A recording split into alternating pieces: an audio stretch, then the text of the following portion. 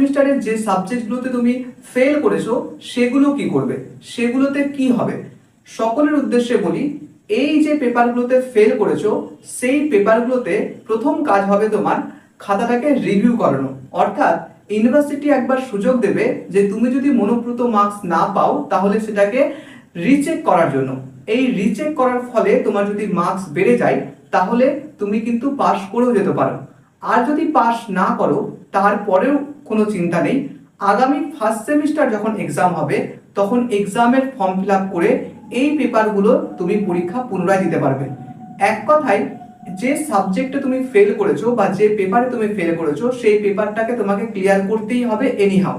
তো আগামী সেমিস্টার অর্থাৎ যখন পুনরায় ফার্স্ট সেমিস্টারের এক্সাম হবে আগামী বছর, তখন তুমি সেম পেপারগুলোর এক্সামের ফর্ম ফিল আপ করে তুমি পুনরায় পরীক্ষা দিয়ে পেপারগুলোকে ক্লিয়ার করতে পারবে। তো বর্তমানে চিন্তার কোনো